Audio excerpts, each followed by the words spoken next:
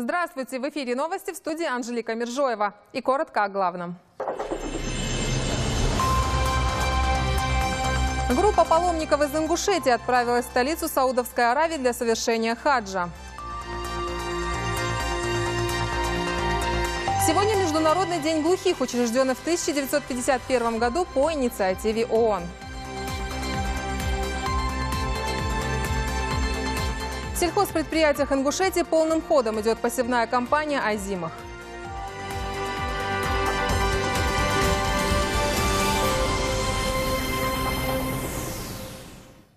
На Международный молодежный форум «Торгим-2013», проходящий в эти дни в Горной Ингушетии, поприветствовать гостей и пообщаться с ними приехал председатель правительства республики Абубакар Мальсагов. Общение прошло в дружественной обстановке. Гости делились своими впечатлениями и благодарили за радушный прием. Многие из них приехали в Ингушетию впервые. Абубакара Мальсагова буквально завалили вопросами. Участников интересовало все. Развитие туризма, есть ли проблемы в республике у национальных меньшинств, наблюдается ли отток молодежи, как обстоят дела с образованием и многое другое. На каждый вопрос был дан исчерпывающий ответ. Как обстоят дела здесь, в школах Ингушетии? Хватает ли школ? Хватает ли возможность поступления детей в детские садики, устройства их? Вот как идет процесс адаптации в связи с принятием нового закона об образовании? Как идут переходы на новые стандарты начальной школы и в пилотном проекте старшей школы? Можно ли получить на эти ответы? Потому что именно школьное образование очень интересует. Я считаю, это одним из самых главных тем у нас. Значит, у нас разработана дорожная карта, которая поддержана федеральным центром. И, значит, до 2018 года в нашей республике будет построено 256 детских садиков, значит, и 92 школы, которые полностью снимут напряженность в этой сфере. Значит, в этом году уже начали строить 23 детских садика и 13 школ. Из аэропорта Магаз вылетела очередная группа совершающих хадж. На борту самолета паломники из Ингушетии. Напомним, что 27 и 28 сентября в Саудовскую Аравию из аэропорта имени Суламбека Асканова вылетели паломники из республик Северного Кавказа. Отбывающие в Мекку отметили, что вся организационная работа прошла на высоком уровне. Самолет вылетел согласно графику. Паломников провожал мой коллега Магомед Асканов. 1500 паломникам из Ингушетии в этом году посчастливится посетить священное место для мусульман. Из них 160 человек уже готовятся к отправке из аэропорта Магаз. В настоящее время они проходят таможенный контроль. И уже через 3,5 часа самолет Boeing 737 приземлится в аэропорту Медина. В этом году с аэропорта Магаз имени Сулумбека Асканова отправляются не только паломники из Ингушетии, но и из соседних северокавказских республик. Работники таможни, комитета по хаджу, врачи, администрация аэропорта. Все они стали участниками в совершаемом жителями Ингушетии богоугодном деле. Для многих эта поездка стала не только первой, но и долгожданной. У Хас Магомеда сбылась давняя мечта. Он копил средства, чтобы совершить один из столпов ислама.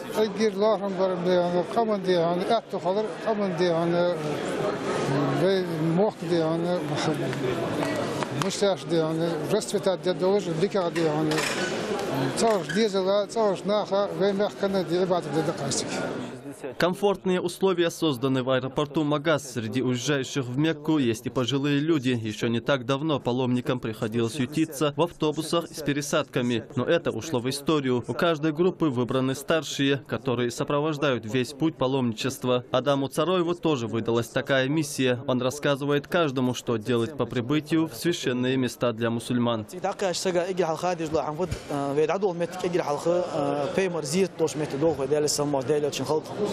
مدينة دوخة بيمر دعوة الله واجمة تيجي حاجة دوزنا حمدات إشت بيمر أزير تود بيمر أصحاب أزير تود اشتي قديد دواقده سلطة حق تيجي الحاجة ده دي يخكجه تدال تطلعش برزات يحكي دينا دعوة نقدح بقوة مك أشده.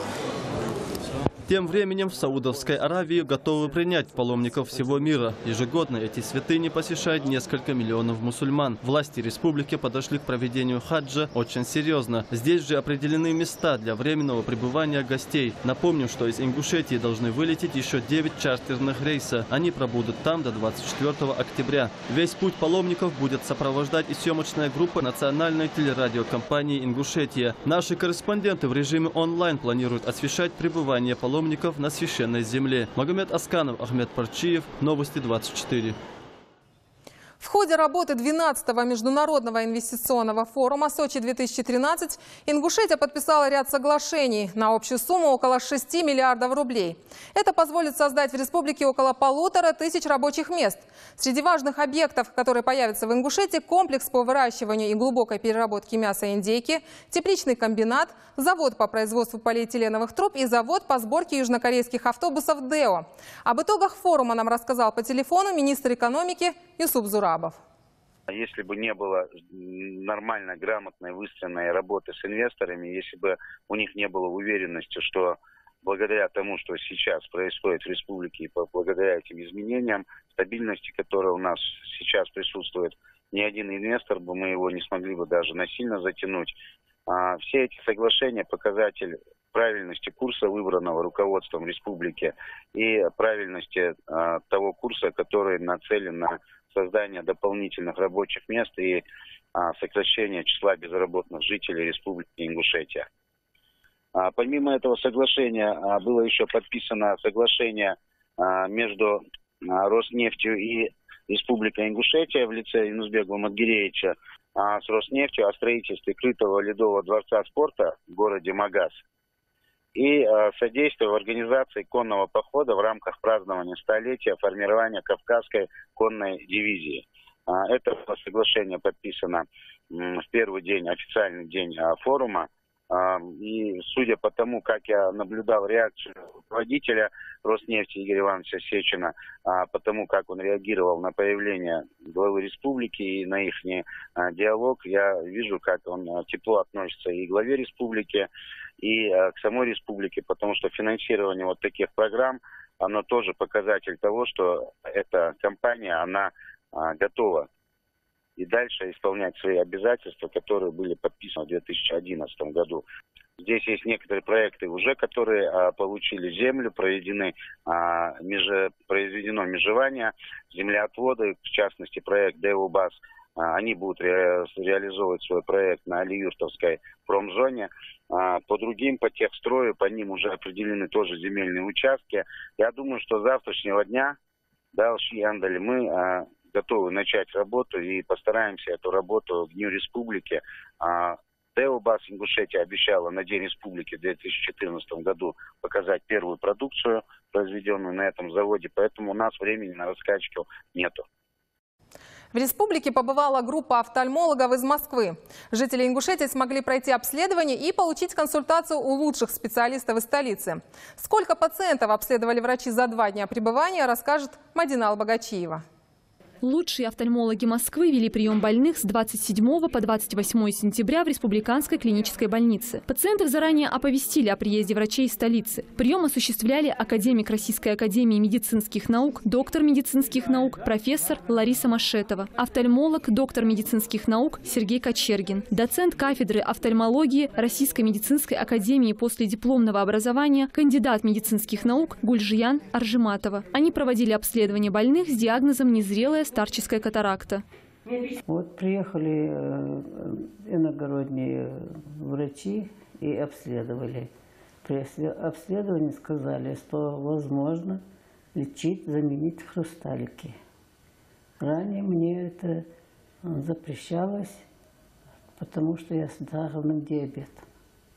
Вот теперь здесь поступила аппаратура, и сказали врачи, что это возможно заменить хрусталики. Я надеюсь, что я в дальнейшем буду видеть. Очень кстати, что приехали эти врачи. У меня очень плохое зрение. После диагностики они поставили диагноз катаракта, но сказали, что с помощью замены хрусталиков можно будет вылечить болезнь.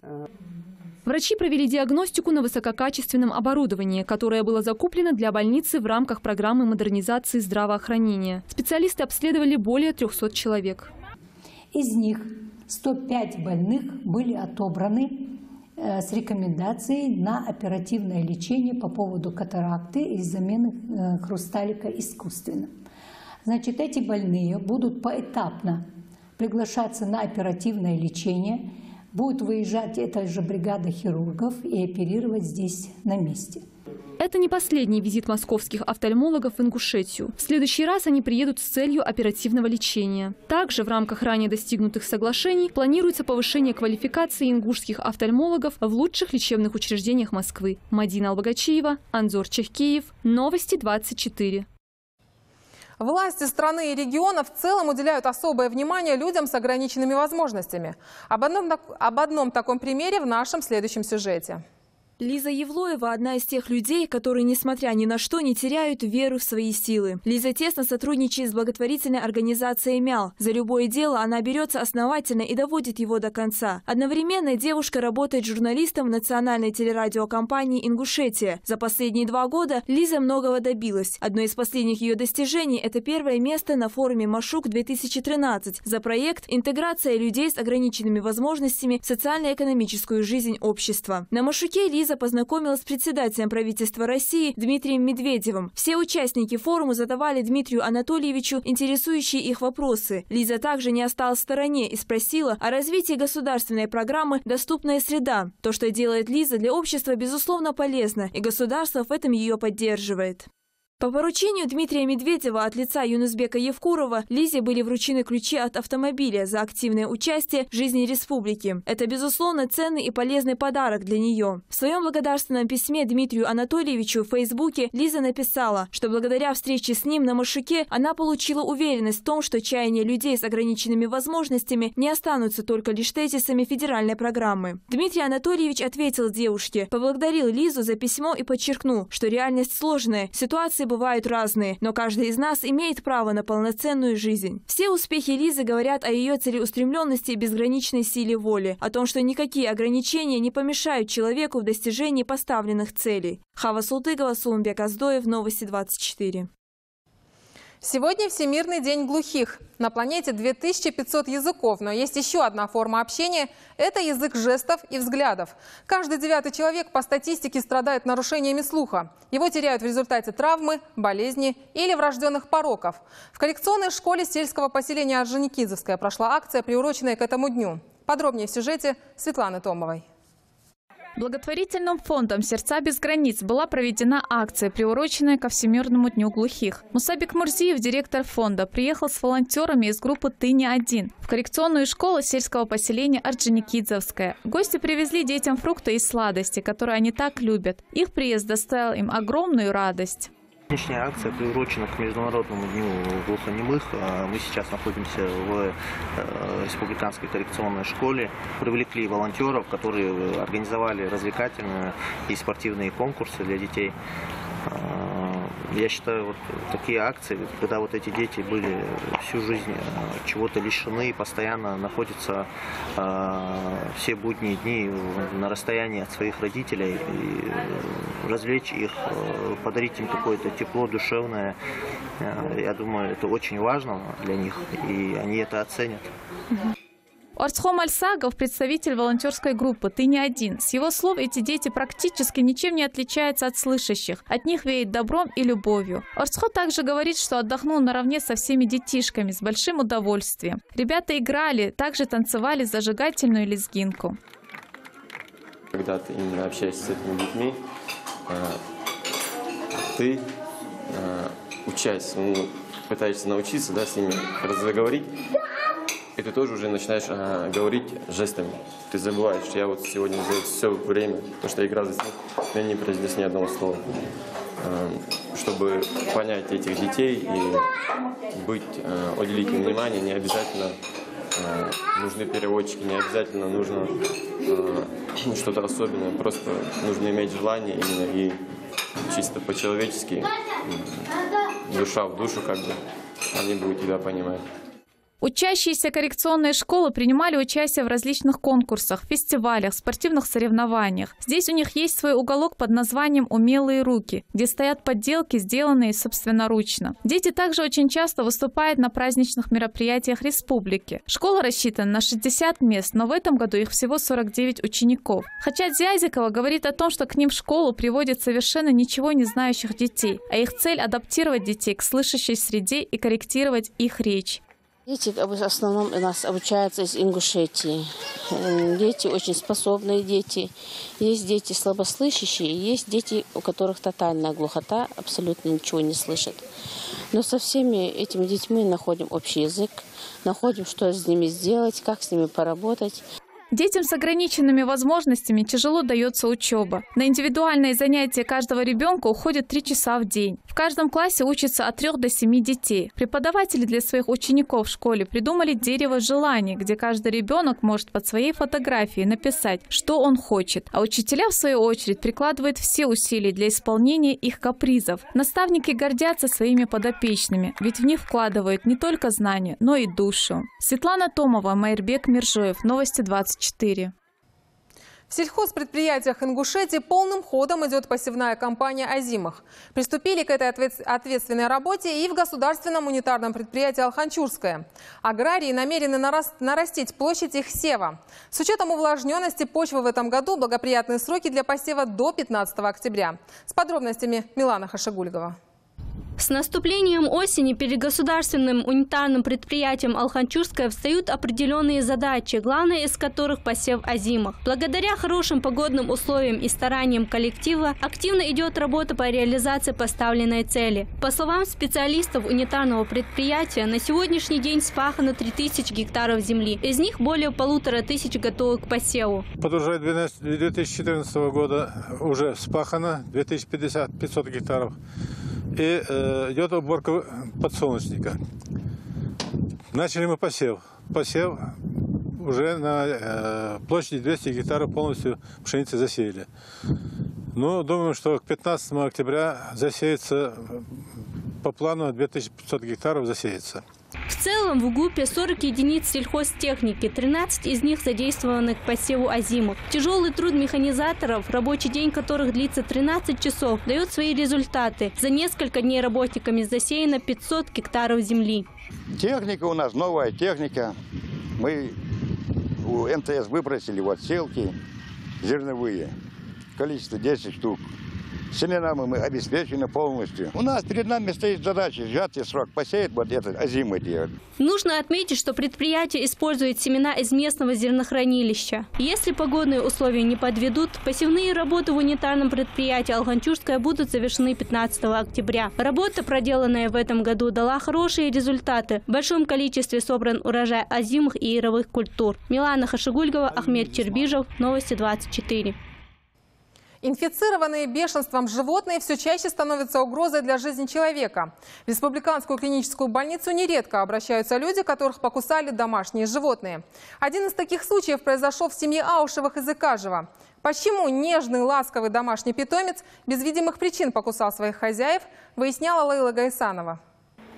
Домашняя кошка напала на 6 людей. Произошел этот случай в сельском поселении Икажево. 5 лет назад Ахмед Аушев привел в свой дом маленького рыжего котенка, которого полюбили все члены семьи. И что такое может случиться с их любимцем, они явно не ожидали. Она была игривая, но никогда никого не кусала, говорят все хором.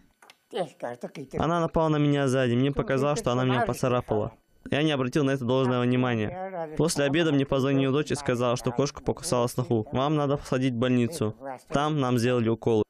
В интернет-ресурсах появилась информация о том, что пострадавших только 4 человека, и животное было поймано и передано в соответствующее ведомство для получения необходимого анализа и выяснения непонятного поведения питомца. Но дочь Ахмеда Хава Аушева утверждает обратное. Во-первых, это наша кошка, и зовут ее Шейла. Во-вторых, пострадало 6 человек, а не 4. Мой отец, брат, сноха и 3 соседей. К врачам претензий нет, среагировали на совесть. А вот доблестные спасатели МЧС даже не соизволили приехать. Сказали, что у них нет никаких приспособлений поймать кошку. Кошку поймал пострадавший сосед, когда она на него напала. Соответствующие органы ее не приняли. Сказали, сначала убейте, потом привезите мертвую. Убивать ее не пришлось, она сама умерла вчера. Отдали ее в ветуправление. Вот сказали, ждите 10 дней, и вам скажут результат. У семьи есть только одно предположение, что кошка могла поймать летучую мышь и заразиться от нее. Она любила ловить всяких насекомых, говорят в семье. Но было ли это бешенство, еще не установлено. Результаты экспертизы будут известны со дня на день. Поступило 6 человек. с укусом кошки. Но раны были легкой степени. Первая помощь была оказана. Это обработка ран, введение анатоксина, введение коков против бешенства и введение иммуноглобулина, рибинолин. Но удивление было то, что одна кошка покусала столько много людей. Люди, которые подверглись нападению животных, домашних или диких, должны немедленно обратиться в травмпункт, чтобы специалисты могли вовремя начать вакцинацию. Врачи предупреждают, бешенство – заболевание опасное как для человека, так и для животного. Агрессия, буйность, животные без причины нападают на людей – одни из основных признаков, по которым можно определить наличие бешенства. В первую очередь, это животное должно быть провакцинировано. Для этого ветеринарные специалисты весной и осенью прививают животных от бешенства, как домашних, так и диких. Это инфекционно-вирусное заболевание, которое приводит к летальному исходу. Подобные инциденты – хороший урок для жителей Ингушетии. Случаев заражения бешенства в нашей республике не зафиксировано, но меры предосторожности еще никому не вредили. Лучше сейчас показать своих питомцев ветеринарам и сделать прививку, чем потом жалеть о том, что не сберегли своих родных и близких. Лейла Гайсанова, Сулумбек Аздоев, Ахмед Беков. Новости 24. В Ингушетии с начала сентября проходит вакцинация населения против гриппа. Регулярная вакцинация чрезвычайно эффективна в предупреждении многих инфекционных болезней. Меры по защите от гриппа проводятся в республиканской поликлинике, и этим может воспользоваться каждый желающий. Подробнее в следующем материале. Среди всех инфекционных заболеваний грипп – одно из самых распространенных. Именно поэтому каждый год миллионы людей стараются обезопасить себя и вовремя сделать прививку. Основным противопоказанием для применения вакцины, по словам специалистов, является непереносимость некоторых ее компонентов организмом человека. Есть группа лиц, которые имеют свои противопоказания для вакцины. Какие люди? Это люди с онкообразованиями, это аллергики, которые имеют, значит, аллергия имеется в анамнезе, да? Это лица с повышенной температурой тела, то есть в настоящий момент у них на фоне какого-то заболевания идет и повышается температура тела. Это люди, то есть во время обострения заболевания они не должны делать вакцину. Пройдет определенный промежуток времени, может неделя, две, они приходят, у них нет температуры, температура стабильная, и они могут также сделать эту вакцину. Прививка от вирусных заболеваний – важная процедура как для отдельного человека, так и для всего населения в целом. С наступлением осенне-зимнего периода особенно распространен грипп. В связи с этим в республиканской поликлинике проводятся профилактические мероприятия, одним из которых является вакцинация. Любой желающий может прийти в кабинет вакцинопрофилактики. Вакцина называется Гриппол. То есть это высокоочищенная вакцина, которую не надо бояться, можно сделать. И это предупредит ряд осложнений, связанных с гриппом. Лучше всего сделать прививку в октябре-ноябре, до начала сезона эпидемии гриппа, так как у большинства привитых на развитие иммунитета уходит 10-15 дней. Вирус гриппа подавляет иммунные реакции организма, поэтому значительно снижается способность человека противостоять болезням. Но все же необходимо отметить, решение привиться или нет каждый принимает самостоятельно. Ася Видзыжева, Рамзан Межоев, Новости 24. Это были все новости к этому часу. Оставайтесь с нами.